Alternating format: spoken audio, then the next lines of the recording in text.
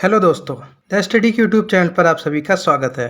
हम आशा करते हैं कि कोरोना महामारी के कारण उत्पन्न देशव्यापी संकट में आप सभी अपने अपने घरों में स्वस्थ व सुरक्षित होंगे। पिछले सेशन में हमने भारतीय शासन के विरुद्ध प्रतिक्रिया सीरीज के अंतर्गत प्रमुख जनजातीय आंदोलनों के विषय में जाना था। आज हम इसी सीरीज में आगे बढ़ते हुए प्रमुख कृषक विद्रोहों के विषय में जानेंगे। तो चलिए शुरू करते हैं आज के टॉपिक से। हमारा आज का टॉपिक है कृषक विद्रोह। ब्रिटिश साम्राज्यवादी विस्तार के परिणाम स्वरूप कृषक वर्ग भी ब्रिटिश शासन के प्रत्यक्ष संपर्क में आया और फिर ब्रिटिश औपनिवेशिक शोषण के विरुद्ध उसने प्रतिक्रिया दिखाई। भारत में हुए कृषक आंदोलन को दो कालों में बांटकर समझा जा सकता है: 18वीं सदी से 19वीं सदी तथा 20वीं सदी के किसान आंदोलन। दोनों कालों के अध्ययन से स्पष्ट पता चलता है कि 19वीं सदी में होने वाले कृषक आंदोलनों का स्वरूप क्षेत्रीय था तथा उनकी दृष्टि मसीहावादी थी। इन आंदोलनों का दृष्टिकोण संकीर्ण था एवं इनका मुख्य निशाना तात्कालिक शोषक वर्ग थे।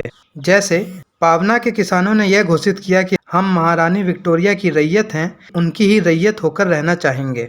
साथ ही इनके उद्देश्य भी तात्कालिक थे और जब ये उद्देश्य पूरे हो जाते थे तो ये आंदोलन अपने आप शांत पड़ जाते थे। इन आंदोलनों को स्पष्ट राजनीतिक विचारधारा का आधार प्राप्त नहीं था। इन आंदोलनों के विभिन्न कारण थे जिन्हें निम्नलिखित प्रकार से समझ सकते हैं। ब्रिटिश के लिए भू राजस्व ही आमदनी का मुख्य स्रोत था, अतः कंपनी ने किसानों पर अधिकतम भू राजस्व आरोपित किया, जिससे उनमें ब्रिटिश के प्रति असंतोष फैला।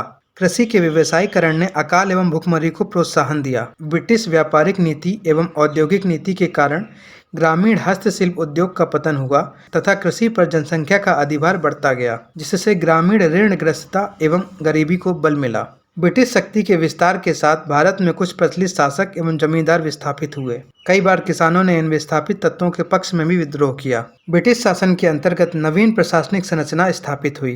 किसानों का इनके साथ एक अपरिचय का भाव बना रहा। इन सभी कारणों से तंग आकर तथा न्याय से निराश होकर अपनी रक्षा के लिए किसानों ने विद्रोह का झंडा बुलंद किया। 1765 से 1857 के बीच छोटे राजाओं, पुराने राजस्व मध्यस्थों, जमींदारों एवं पोलीगारों के द्वारा अनेक विद्रोह किए गए। आइए अब कुछ प्रमुख कृषक विद्रोहों के विषय में जान लेते हैं। सबसे पहले बात करते हैं सन्यासी विद्रोह की। सन्यासी विद्रोह 1770 में बंगाल में भयंकर अकाल ने इस प्रांत को जबरदस्त अराजकता एवं कष्टों से ग्रस्त कर दिया। इस अकाल के बाद सन्यासियों ने विद्रोह कर दिया।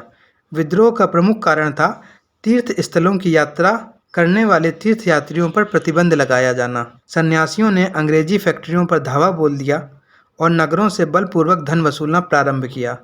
एक लंबे संघर्ष के बाद सन्यासी विद्रोह समाप्त हुआ। इस विद्रोह का सजीव चित्रण बंकिम चंद्र चटर्जी के उपन्यास आनंद मठ में हुआ है। इस विद्रोह की खासियत यह भी है कि इसमें हिंदू तथा मुसलमानों ने कंधे से कंधा मिलाकर संघर्ष किया। इस आंदोलन के प्रमुख नेताओं में मजनून शाह, चिराग अली, मूसा शाह, भवानी पाठक एवं देवी चौधरानी उल्लेखनीय हैं।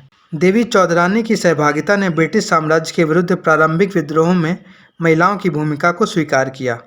बंकिम चंद्र चटर्जी ने देवी चौधरानी नामक उपन्यास भी लिखा है। आज के सेशन में इतना ही। मिलते हैं नेक्स्ट सेशन में और अधिक जानकारी के साथ। तब तक हमारे साथ बने रहें और अपने अपने घरों में सुरक्षित रहें। हिस्ट्री से जुड़े और अपडेट्स के लिए हमारे चैनल को लाइक और सब्सक्राइब जरूर करें। Thank you.